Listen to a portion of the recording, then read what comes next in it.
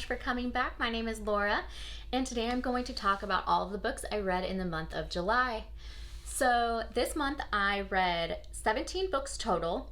Of those, 5 were contemporary fiction, 2 were young adult, 3 were thrillers, 3 were romance, 3 were sci-fi-ish, and I'll kind of explain when I get to like individual books, but these 3 I couldn't really fit into any other category, and they all have sci-fi elements, and 1 historical fiction. Of those, I gave 4 books 5 stars, 6 of them 4 stars, 4 3 stars, and 3 2 stars. So overall, like a pretty solid month. I mean, I think that having multiple 5 and 4 star reads, like the majority, pretty good. I don't really pick up a book unless I'm like pretty sure this is going to be a book for me. So with all that said, let's get into going over what I read. So the first book I read this month was Dry by Neil and Jared Schusterman. This is about a drought in California they call it the tap out, and basically it just like it's been gone on for a while, but it just got to a point where like the taps completely ran dry and you cannot get water anywhere.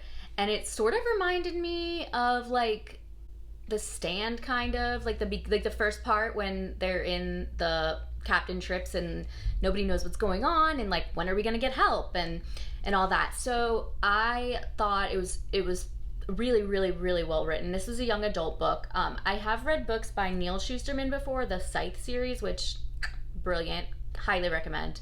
And this was with him and his son co-authored it, so I definitely recommend it. So it follows a teenager, and her parents go off to try to find water and they don't come home, and so her and her younger brother kind of team up with her neighbor, who she thinks is weird and has like always had a crush on her. So basically, yeah, it's kind of like an adventure story to try to find water and just like figure out what's going on. And I highly recommend it. I really enjoyed it. I don't think it wasn't a 5 star, it was a 4, but I mean, I really liked it. The next book I read was When We Were Bright and Beautiful by Jillian Medoff. And this was one that I had an arc of. It is actually a book of the month pick for the month of August. So that was cool to see because I did enjoy it. This was a 4-star book for me. This is contemporary fiction, and it follows a girl named Cassie and her family, and her younger brother is arrested for rape of his girlfriend, and he's definitely like a Brock Turner type. He's a white athlete, rich, and he goes to Princeton. And so at the beginning of the story, I really was like not feeling it. I did not think I was going to like it because Cassie is all like, he could never do it, this girl is crazy, and like that did not sit well with me. And I was like, there has got to be, this can't hold on, or I'm gonna throw this book across the room.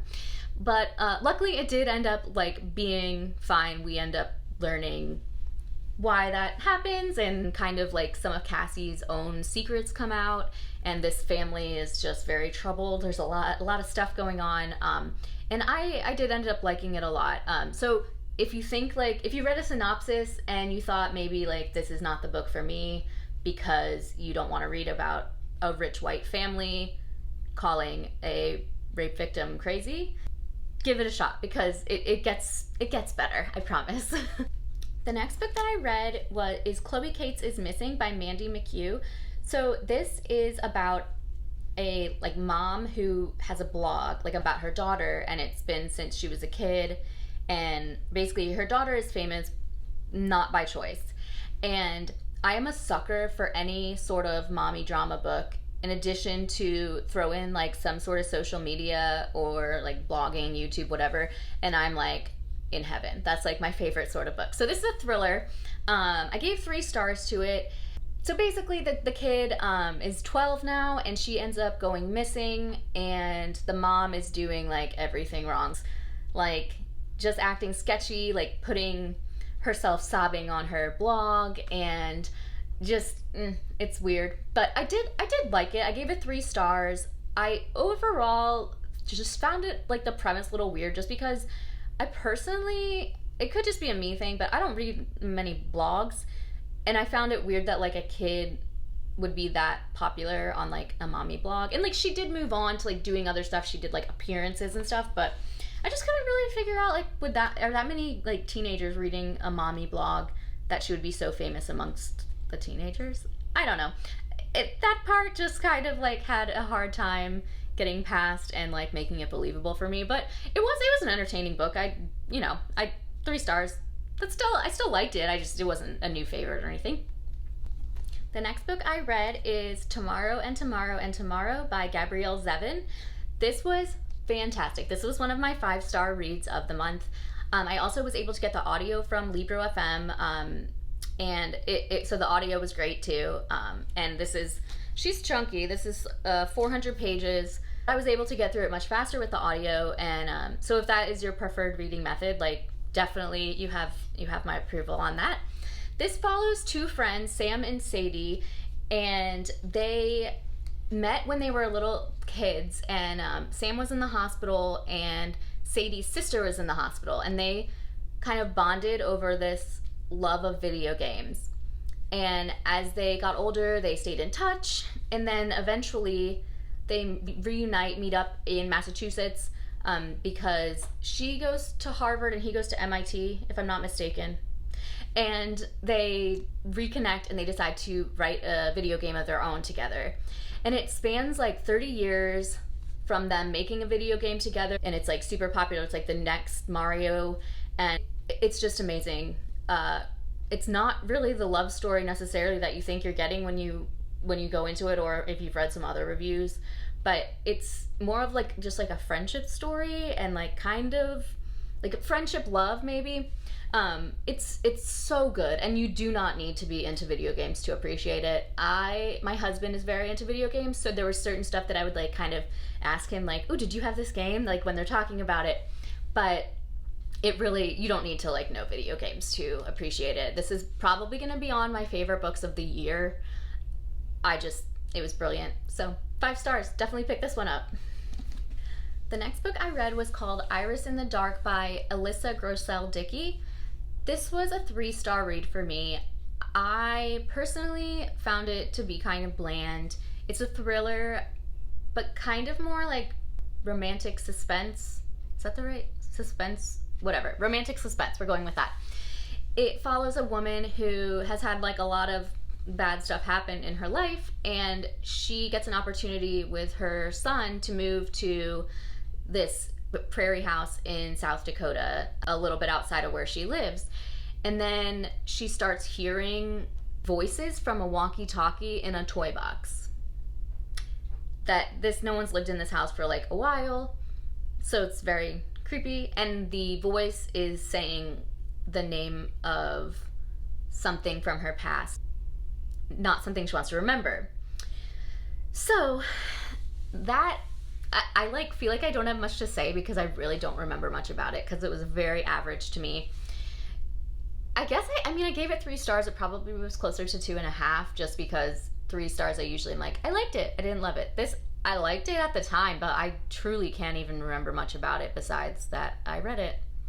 So that's not helpful at all for this video, but you can probably skip it. The next book I read is Greenwich Park by Catherine Faulkner.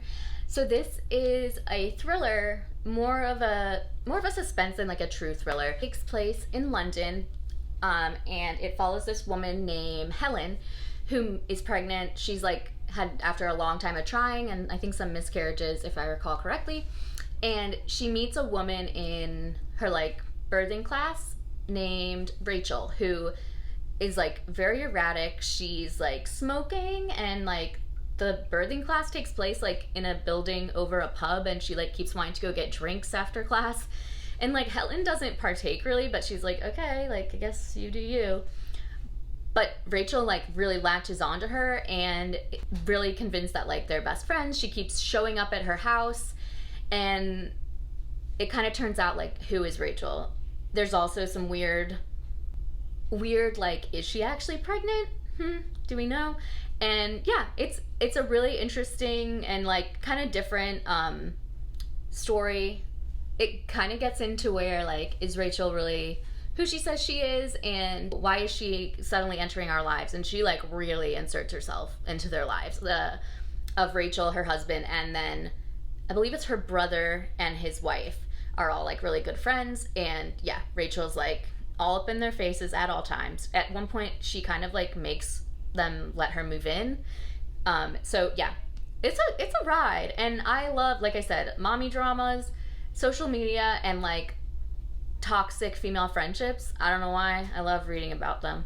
So this was a 4-star for me. Definitely recommend picking it up if you are into that kind of thriller. The next book I read is The Langleyers by Stephen King. This is one of the ones that is like sci-fi-ish. I mean, I guess it's actually sci-fi.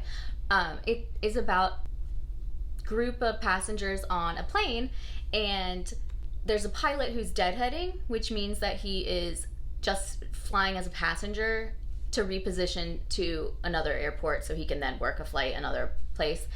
And it's a red eye from LA to Boston, I believe. Yes. And so he falls asleep, as one does on a red eye. And then they wake up somewhere in the middle of the country, or he wakes up, and like half the passengers on this plane are gone. There's 10 of them left. So that's weird. Like, nothing is amiss except for all these passengers are gone with no sign. And the plane's in the air. There's nowhere for them to go. So then the pilot ends up like breaking into the cockpit and being able to land the plane. But at first, there's like, he can't get in touch with ATC. There's like nothing. It's like this plane doesn't exist to anyone but them. And so they land in Bangor, Maine, because they just need a place that has like a runway he can handle and like he knows how to land at, I guess. I don't know. Not a pilot. And then they are like trying to figure out like what is going on and how do we get back to real life. I feel like I'm almost making this book sound better than I found it to be. Maybe I should have written it. But really, I just thought it was kind of slow and boring. It's not even long. It's not even 300 pages. So this truly could be just classified as like a novella maybe. I do think I talked about this on one of my vlogs, but maybe not. But anyways, it was fine. Like it wasn't a favorite. It was kind of boring, and because it was boring in the middle, I feel like by the end, like payoff time, I was just like not interested anymore. So I don't know. Stephen King has far better books than this. So read it if you're into like that kind of stuff, but I truly didn't think it was anything special. The next book that I read was 11/22/63 by Stephen King, and this was a reread for me. This is like 5 billion stars. This is one of my favorite books of all time, probably my actual favorite book of all time. It is about a man named Jake Epping, who is a teacher in Maine, and he goes to this diner all the time. And the owner of the diner has discovered this rabbit hole that takes you back to 1958 in like a specific day. I can't remember what the date is though, but it's a specific date in 1958. And no matter how long you've been in 1958 or like time going on from there, it's been 2 minutes in the real world, in like the present day. So basically, you know, you can go back, spend a year there, and come back, and like everyone's like, why do you look older? Essentially. So Al, the diner owner, is dying, and he says, I need you to go back and save President Kennedy, because think of all the things that happened that are terrible in the world as a result of Kennedy's assassination. So he does, but then, you know, he has to kill some time before he can get to 1963.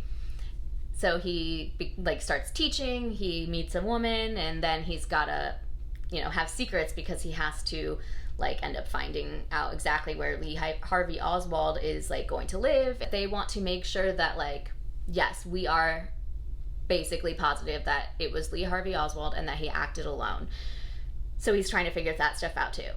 It's such a beautiful story. It's not horror. So if you're someone that thinks Stephen King only writes horror, this is definitely not that. This is, I put this under my like sci-fi-ish category, because it does involve time travel, but really other than that, it's a book. So yeah, read this if you haven't. It's really, really long, but I highly recommend the audiobook. I've read this book probably 3 or 4 times now, at least, and I've listened to the audiobook in conjunction with like reading the book, and it's the way to do it. The narration is fantastic. It's like 30 hours, so like settle in, but it's so good. Cannot recommend it enough. The next book I read is Minor Dramas and Other Catastrophes by Kathleen West. This is my third Kathleen West book. I gave this book 4 stars. This is contemporary fiction. This is definitely in the category of like mommy drama. It follows a teacher who is teaching her class progressive things that like should be taught in schools, but I digress. And a helicopter mom, basically, who's a theater mom, and she ends up like really elbowing the star of the school play, and she's like the star of the theater department when the cast list goes up, because she sneaks into the school to see if her son got cast, and it goes viral because someone got it on video, and these two women just kind of like intertwine. It kind of felt like reading 2 books simultaneously, but like it didn't bother me because I said they do intertwine, but it kind of takes a little bit to get there, and it kind of like at the end you kind of understand how it all fits, but for the most part it's like feels like 2 different books. But I really did enjoy it. It's long for this kind of book. It's like almost 400 pages, but it was good. I read it quickly, and I do think that her book Are We There Yet I enjoyed more, but this was her debut, so what can you expect? But yeah, definitely recommend if you're into like the mommy drama kind of stories. The next book up is Acts of Violet by Margarita Montemor. This is by the same author as a book called Una Out of Order, if anyone's read it. It's a good time travel book, but this one is contemporary fiction. It is about a woman named Violet, like a world famous magician, and her sister Sasha, who is a hairdresser. And Violet, she was known for doing these like incredibly elaborate like tricks, and just like there's no way that's possible, at this huge like venue in her hometown. She does a trick where she disappears, and she like disappears. Like nobody can find her. There's no like feasible way she could have gotten out of the building or whatever, but she's just like gone.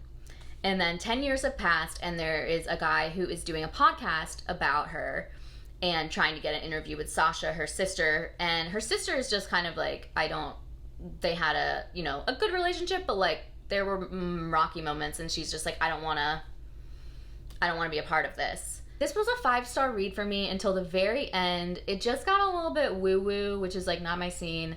But overall, it was really well written. It's really cool because it's written in like several different formats. So there's like newspaper and magazine articles, there's podcast transcripts, and then there's like regular narrative writing. So I thought that was like really cool, and it honestly made it go by really fast. I think that it's definitely worth reading. Again, the ending just kind of like, I made it a 4-star over a 5-star, but like it wasn't bad. It was just not exactly like what I tend to gravitate towards in fiction, but solid book. The next book that I read was Twilight by Stephanie Meyer. So I never read those when they came out. I mean, I was probably in college, but like I never read them, never saw the movies, was like not interested, and I'm still not really interested.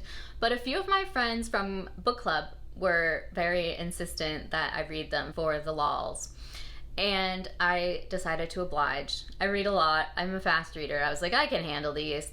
So I did read the first book. It was a 2-star read. It was so bad. I mean, I don't want to be like totally shitting on it because it's cool to not like Twilight, but like it really wasn't good. Bella is an incredibly awful character. I don't feel like I need to summarize that book for you guys. Yeah, vampires and a really, really whiny teenager.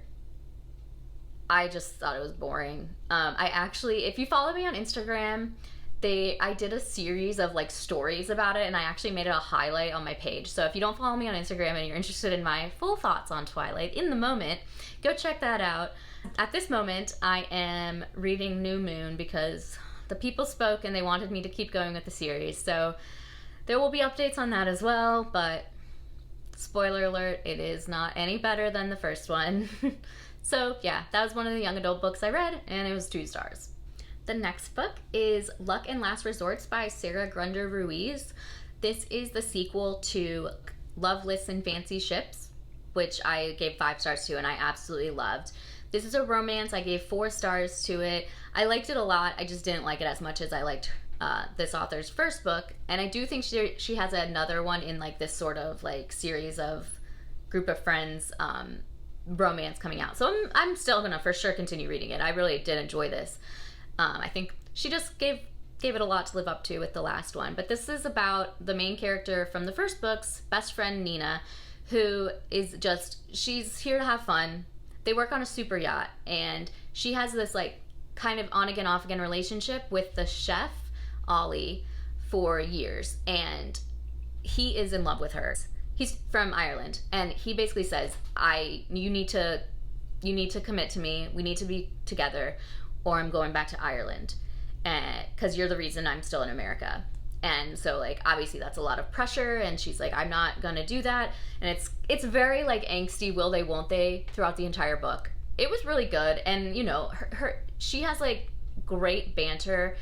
I felt that Love Lists and Fancy Ships from last year was definitely heavier on the like contemporary fiction, like personal growth, and like it kind of dealt with some grief. And this was definitely heavily focused on the romance, which isn't to say it's not good, but I think a little bit more depth in romances, just a little bit more than the surface level romance. So yeah, I think that it's definitely worth reading, but I would recommend reading the first one before this. A lot of these like romance like sets you can kind of read out of order, but I feel like this one doesn't really give a lot of like description about like who is this person and who is that when they are introducing characters, which I think would have been helpful. So you should just read the first one because it's fantastic. So overall, 4 stars. Definitely a good book to check out. If you're still watching, thank you so much for hanging in there. We are getting close to the end, I promise. The next book I read was Not Exactly What I Have in Mind by Kate Brooke. This is a contemporary fiction. It's sort of like a slice of life sort of story, so it's kind of hard to explain exactly what the plot is without boring you, but it's definitely worth reading. I gave this 5 stars. This is about roommates, Hazel and Alfie, and they don't really know each other that well, but one night they end up sleeping together, and you know, they like each other, but it's just kind of like something that happens. And then Hazel's sister and her wife come to town, and they are trying to have a baby, but aren't really having any luck with that. And then the sister's wife is like having nightmares about childbirth, even though she's not the one that would be having the kid. Again, and at this point, like, I feel like I don't really need to explain anything else. It's just kind of like them in their lives, and then Hazel and Alfie, are they going to be a couple? Are they not? And then Hazel gets a really terrible boyfriend. It's really good. I really enjoyed it. It's probably not going to be like a favorite book of the year, but it was really good. I had a really good time reading it, and it's set in the UK, and I like books set in the UK, so definitely pick that up. Okay, 4 more books to go. Every Summer After by Carly Fortune. If you watched my Zurich vlog, you know how I feel about this, but this was a romance that was 2 stars for me. This has been one of the most hyped books that I have seen in a long time.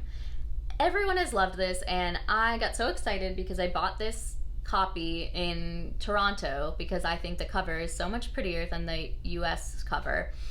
And unfortunately, it let me down. So much so that I'm not keeping it, even though it has a beautiful cover.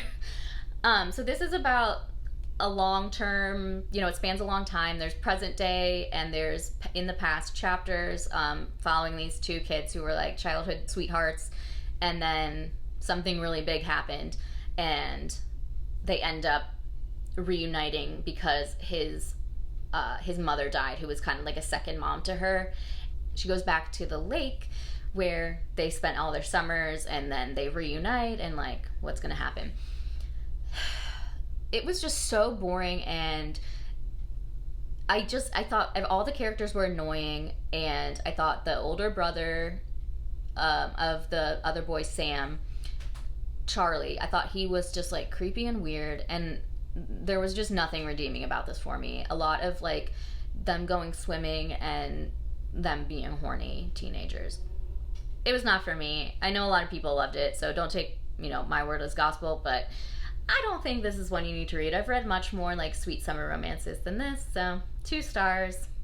The next book I read was The Change by Kirsten Miller.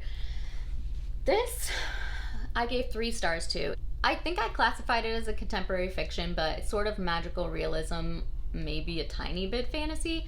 But it follows three women who live in the same area, and they've all sort of had like bad things happen to them regarding like men, whether it's just one of them's husband left them, another one, her husband's just terrible, and the other one's husband died, but she hasn't like been dating or anything.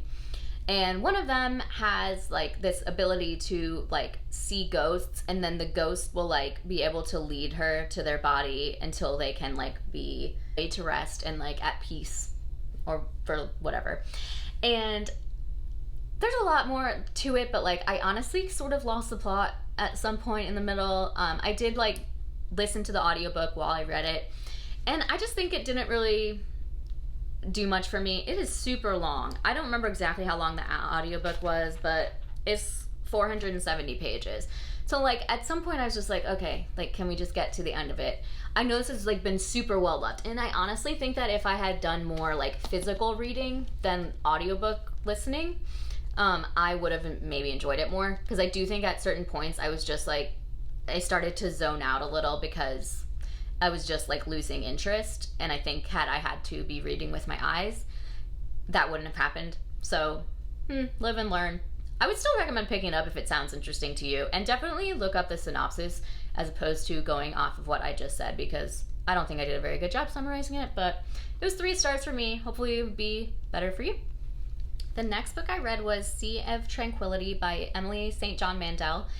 I read a book of hers last year, or actually earlier this year, Station 11. It was brilliant, 5 stars, and this was the same. It was easy 5 stars. Loved it. It's pretty short. It was only like 255 pages, and honestly, the font is like pretty big. But this is going to be so hard for me to explain, because I didn't even really understand it half the time while I was reading it, which sounds weird that I gave it 5 stars, but like, trust me.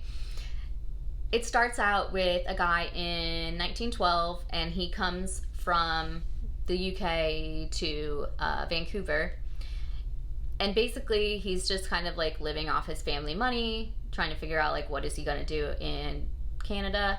And he's like walking in this forest one day, and all of a sudden he sees like a flash of darkness and hears like this violin music, and then it's over, and it like super shakes him up. Then we go forward like 200 years, and this author is on a book tour, and at this point there's like colonies on the moon, and so she's back on Earth doing this book tour, and in the text is like some place where that actually happens. The guy walking in the forest hears the music, everything's dark. And then we flash forward again, and there's this detective who is trying to like investigate this like weird hole in the space-time continuum, and like why does this happen. And I'm gonna leave it at that, because it's a weird premise when you just like read it. Honestly, the reason I picked this up was because I loved Station 11, and because I read like the first few pages in the bookstore and I thought it sounded great. I already knew that I liked the writing style of this author, but I just thought the book like really, really captured my interest. And like that's for me the way I choose books. If I read the back of a book and it sounds really good, but then I open it and read like a page or two and it's just like not doing it for me, I will not get it. I have to like immediately connect with the writing to be able to enjoy a book. So 5 stars. It was great. Definitely pick it up, even if it sounds weird, because I don't read a lot of like sci-fi, like speculative fiction kind of books, but like it was so good. And you definitely don't need to be into it to like be able to appreciate it and enjoy it. We've done it. We're at the end. The last book I read was Funny You Should Ask by Alyssa Sussman. This was my book club's pick for July, and it was a 3-star read for me. This is actually, I think it was a 2-star. It was a 2-star. I think I went back and forth for a little bit on like 3 and 2. After I met with my book club, I was like, yeah, no, I didn't like it.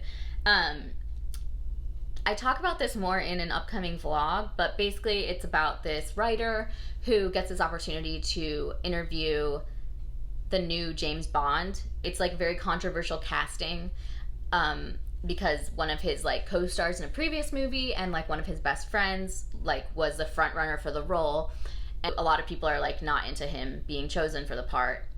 And basically she's interviewing him at his house, and then it turns into like a whole weekend, and they have this like sort of romance-ish, and then they don't talk after she publishes the article, and he's not necessarily happy with it, and they don't talk for a long time. And throughout the years between that past timeline and the current timeline, he kind of goes through some ups and downs. He kind of burns out. He has like alcoholism and like rants at directors. He gets fired from the James Bond movies. And so he's like about to make a comeback, and he wants to do another interview with her, because it was like, it went viral. It was like a huge deal. He wants to like go back and like do another interview 10 years later. And so this is the first time they are meeting since then. And like I said, they had a sort of romantic moment. So like, what's gonna happen? It goes back in time a lot. Like, it flips back and forth a lot between now and then. It also has like articles sort of like thrown in that, I don't know, didn't feel necessary and kind of just threw off the pacing a little bit. It also was confusing because I feel like a lot of books that do like a now and then timeline have very different like voices between the two timelines, so it's very easy to know where you are. But it didn't really feel like either of these characters matured at all in these 10 years, and the writing was like identical. So it was really hard for me to keep straight exactly where in time we were, and it wasn't good for me. I found the romance to be like unbelievable, and like just, I didn't like it. So I think you can skip it. There's probably another romance out there that will be better for everyone.